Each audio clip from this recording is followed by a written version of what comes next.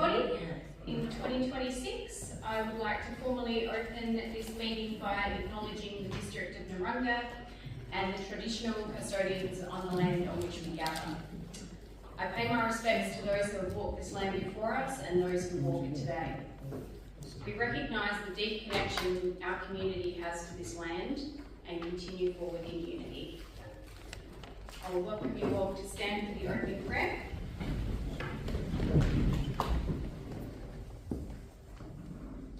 As we begin a new year, may we carry clarity and purpose into all we do. May our discussions be thoughtful and balanced, respecting the varied perspectives within our community. Let the months ahead foster cooperation, compassion, and shared responsibility, with our work contributing to a strong and connected community. Thank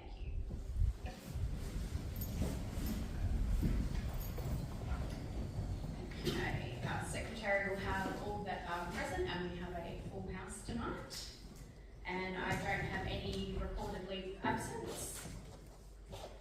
No apologies, so we'll go to conflict of interest.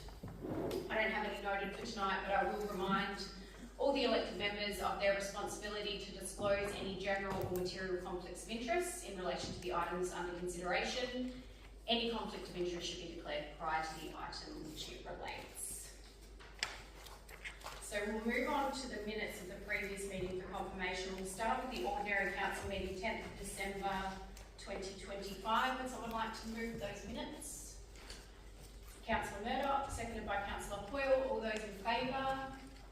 That is carried. Then going into the confidential council meeting 10th of December, we'll start with item 27.1, purchase of one prime mover by a vendor panel. Someone to move that one. Councillor O'Connell, seconded by Councillor Clerk. All those in favour? That is carried. 27.2, Memorandum of Understanding SA Jetties Renewal Program. Someone to move that one. Councillor Carruthers, seconded by Councillor Hoyle. All those in favour? That is carried. 27.3, Section 91 Confidential Order Review Minute Reference 152/2025. Someone to move that one. Councillor Lefebvre, seconded by Councillor Bittner. All those in favour? That is carried. And 27.4, Section 91 Confidential Order Review Minute Reference 034/2025. Someone to move that one. Councillor Carruthers, seconded by Councillor Hoyle. All those in favour? That is carried. I don't have any motions on notice or questions on notice. Councillors, are there any questions without notice? No. Nil petitions. So we'll move on to item 12.1, which is my monthly report. Any questions, or would somebody like to move that report be received? Councillor Hoyle, that it be received. And seconded by Councillor Murdoch. All those in favour? That's carried. And 13.1, Deputy Mayor Carruthers' monthly report, same again. Someone like to move that that report be received? Councillor Clerk, and seconded by Councillor O'Connell. All those in favour? Carried. Okay. Moving on to the information agenda, councillors, is there anything that you would like to pull from that agenda, that part of the agenda? Any questions or comments, or would somebody like to move that those reports be received? Councillor Hoyle? Move it received. So and seconded by Councillor O'Connell. Excellent. So that the reports be received is now live. Councillors, I'll call for a vote. All those in favour? That is carried. We don't have any visitors to the meeting tonight, so we will move straight on to the debate agenda. Nothing from myself or the CEO tonight, so we're going straight to Corporate and Community Services 23.1, and we have our financial report as at 31st of December 2025. Over to you, councillors.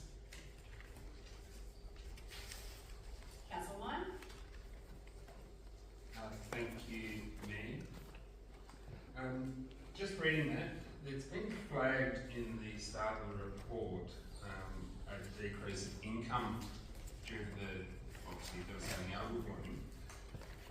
Just a quick question, I've been missing a couple of months. What is the administration is doing to mitigate the losses? Is there anything that's being planned or anything being done in relation to that? Thank you. I'll pass that over to the CEO. Yeah, thank you, Councillor Meyer. Question specifically, is this around our bush camping and caravan park income? Yes, basically the decreases identified in the report. Yeah, okay. We are sitting back and just waiting until the school holidays go back end of January and bring some more detail in, but I do have Nick Perry at the table and Dan. I think the bookings over the school holiday period were quite strong, better than we had expected, although it did drop off quite sharply, especially the outlook down the bottom end. But some more detail, either Nick or Dan, please. Yeah, thank you, Andrew, and through the Mayor. Thanks for the question. We've been pretty tireless, I think, in advocating for financial assistance, both direct to council and for our business community and progress associations, with some good success since the start of the Out of the Bloom, to make sure that even if we took a hit, the community is well protected, but specifically with regard to the bush camps and the YPC holiday parks, we've offered special rates and other enticements just to try to put bums on seats, would be the term for it. And I guess that acknowledges that people coming still support the wider economy. We did have very good visitation to the bush camps for certain days over the peak period.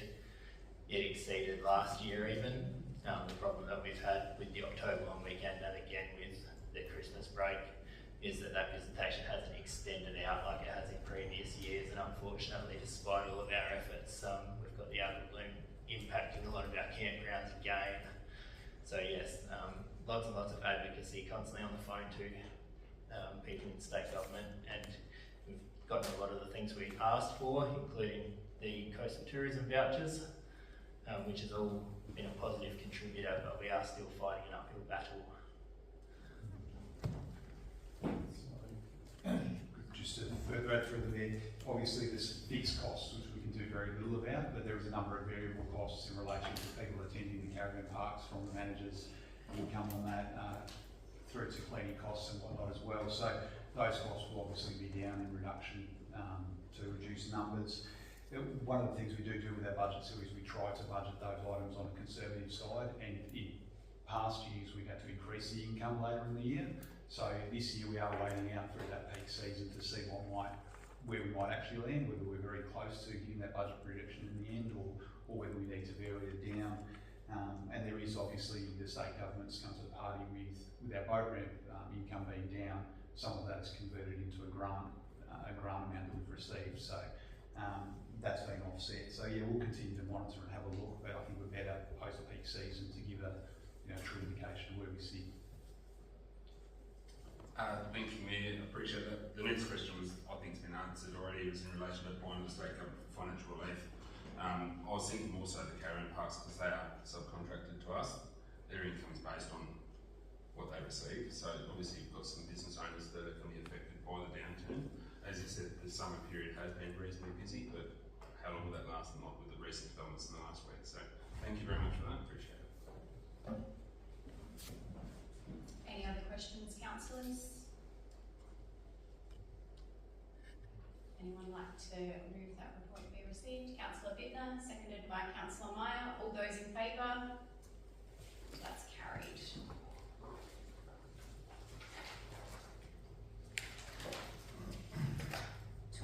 .2 Regional Preventative Health Partnership Opportunity. So this is a new opportunity that's been presented to council, and you have a number of different recommendations on this one. So over to you, councillors. Councillor Johns. Thank you, Mayor. I'm just seeking some discussion and perhaps clarification with a few things here with this item. Has there been any other contact with councillors who are already participating in programs with preventive health in SA, or is that still yet to happen? We talk about the two other councils that we would collaborate with, but is there any feedback from other councils?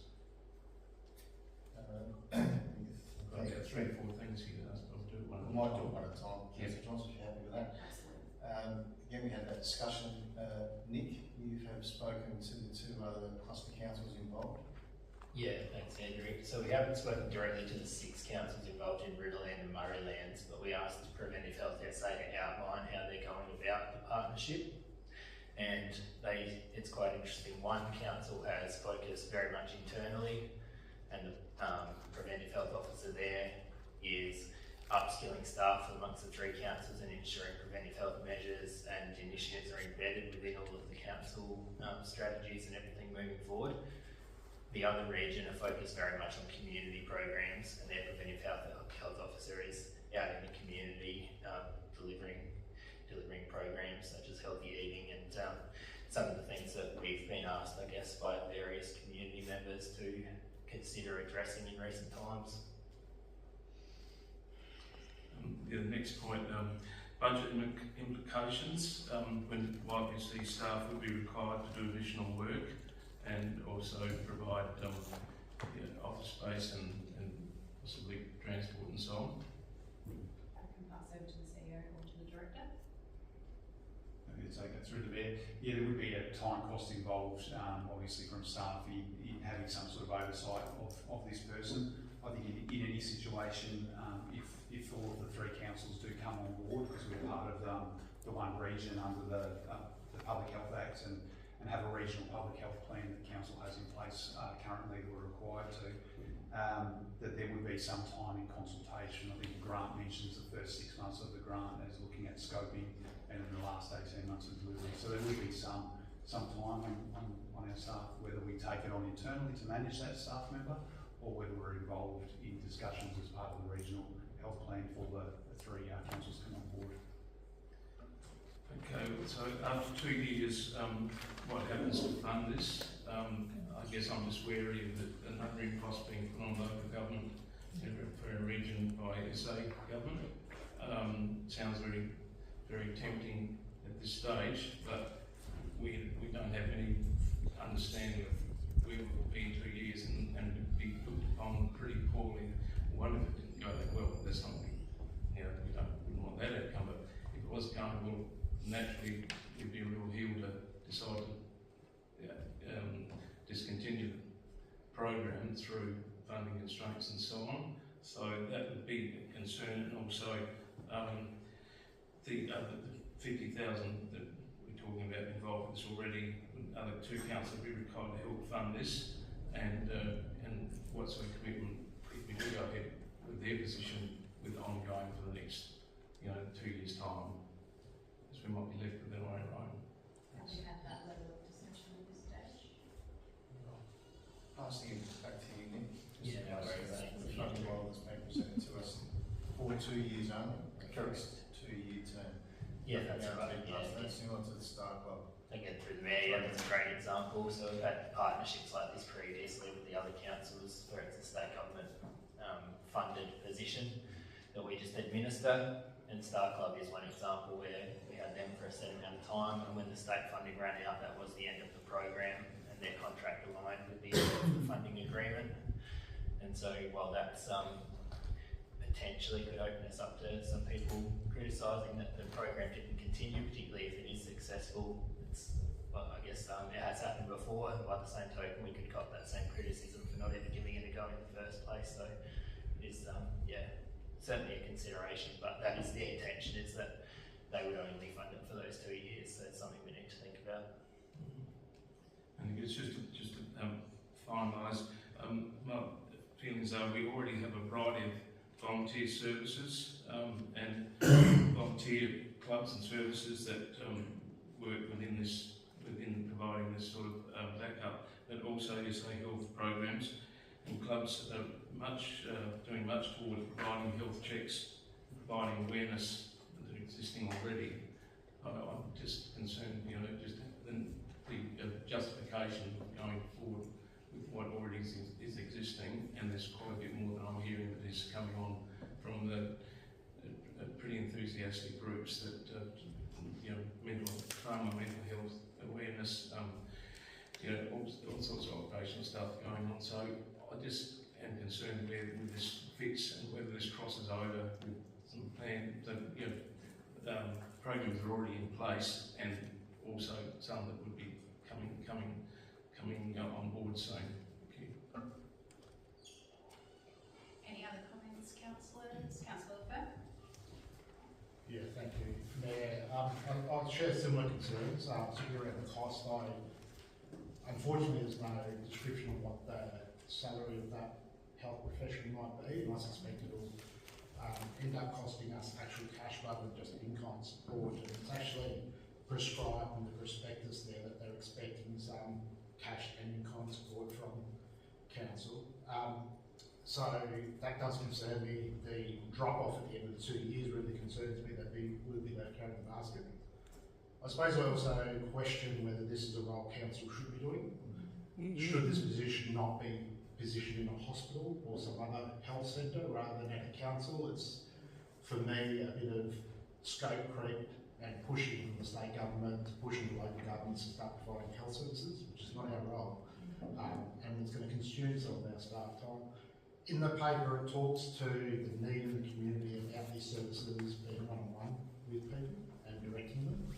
But in the scope provided by preventative proposals before us, doesn't mean we can't go back and renegotiate a different proposal, a modified proposal. Well, perhaps if the Mayor could discuss with staff what options are available in that regard. Or you make a separate motion asking for Whether that be a motion or be a follow-up. My suggestion was going to be a separate motion once we called for a vote on this one, and that can direct the CEO to make contact. Alright, so I'll call for a vote on the live motion. So all those in favour? That's carried. So councillors, based on that, would someone like to move a motion? Councillor Bittner?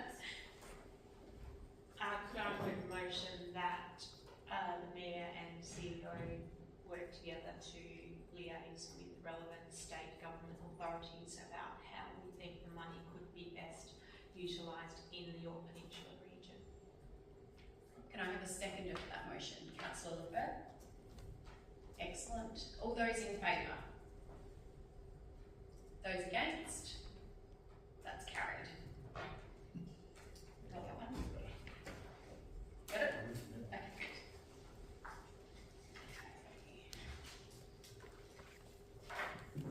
So 23.3, Thriving Communities Grant Program, Grounded Waikiki Art Festival funding. We request the affix of the common seal. Over to you, councillors. Councillor Clerk? I move. Like to move that one, seconded by Councillor Boyle. Any discussion, councillors? Happy to go for a vote on that one. All those in favour? That is carried.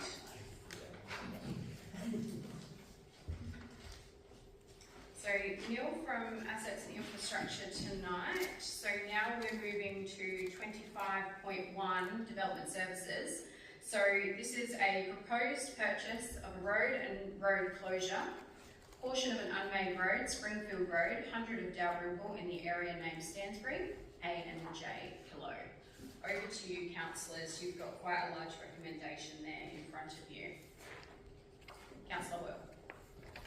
I'm just going to go straight and move the recommendation. The unmade roads are the bane of my existence, and I know this particular patch, and I think it's a great idea. Thank you, Councillor Boyle. I'm happy to second that. Seconded by Councillor O'Connell. Would you like to speak to that one, Councillor O'Connell?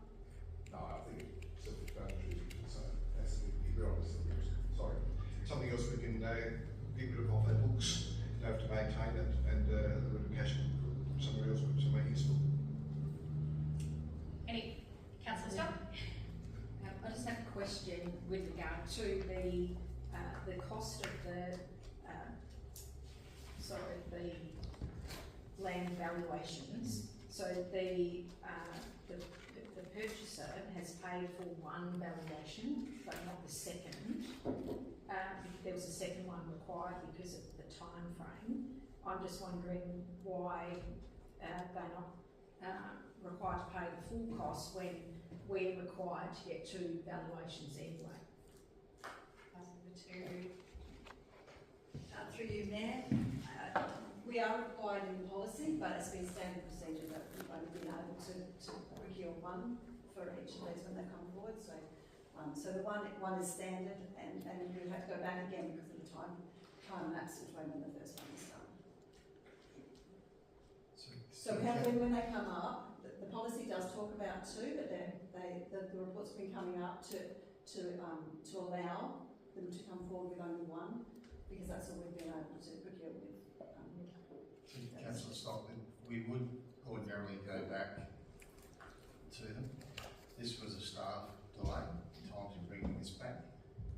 Wasn't the fault of the proposed purchasers here. So as council, I think it's fair that council picks it up when it wasn't the actual purchaser's fault. The administration delayed the process.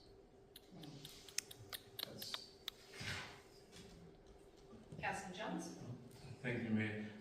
Yes, I understand the CEO has just mentioned about the delay and everything, but I guess in reading that, I picked all that up. And in fairness, that's why a second valuation wasn't applied to the purchaser. But I just probably would like a little bit more understanding how the delay happened, that we elapsed our time and had to get a second valuation. Do we have details on that tonight? I have to take that on notice. Joe? The delays were due to staffing. We just didn't have staff. They had a lot of turnover in that position, and that's simply just staffing. The process would commence with Sue Beach. Yeah. So we've been through three property officers. Councillor Nye? Thank you, Mayor. Just what is the net amount of income we're receiving as a council? I see that there's some cost there. We've got an income amount, but what is the actual net amount that we get as a council through this? Please.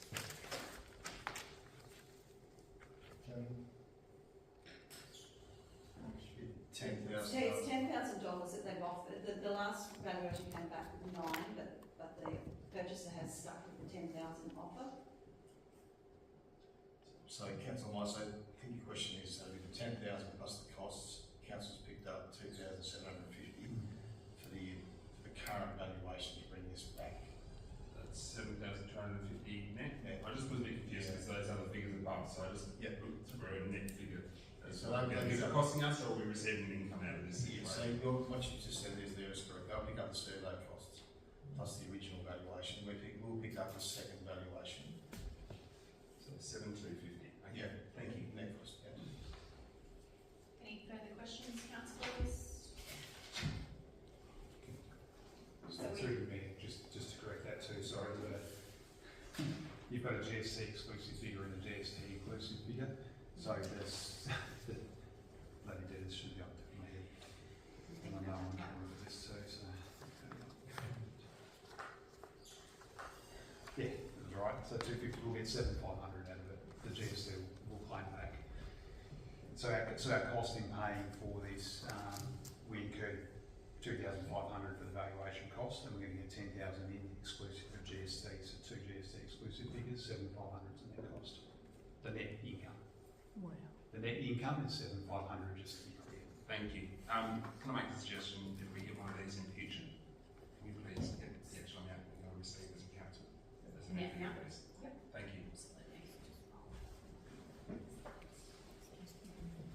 So like motion councillors, which is the recommendation in front of you, I will call for a vote. All those in favour? That is carried.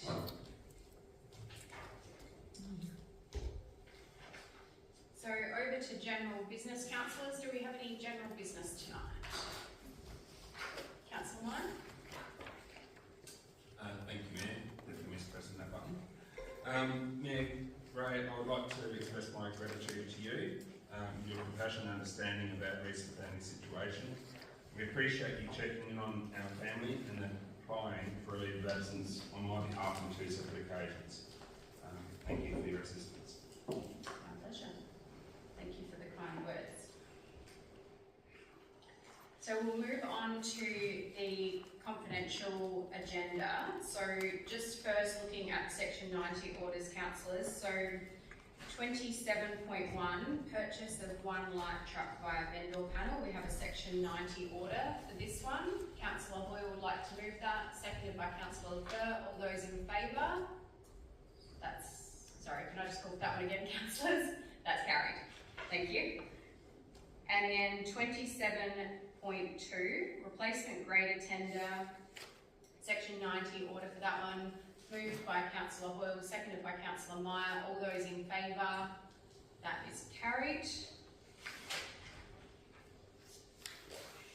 27.3, Mud Alley update, changed grant conditions and project impact. Moved by Councillor O'Connell, seconded by Councillor Hoyle. All those in favour? That's carried. Did we have a change to the next one? No? Okay. So 27.4, section 91, confidential order extension, land acquisition, South Coast Road, Foul Bay, section 90 order for that one. Moved by Councillor Clerk, seconded by Councillor O'Connell. All those in favour? That's carried. 27.5, Chief Executive Officer, Key Performance Indicators for 2025. Moved by Councillor Carruthers, seconded by Councillor Clerk. All those in favour? That is carried. So that concludes the open part of the meeting. Thank you to the gallery for joining us in our first meeting back. We'll now secure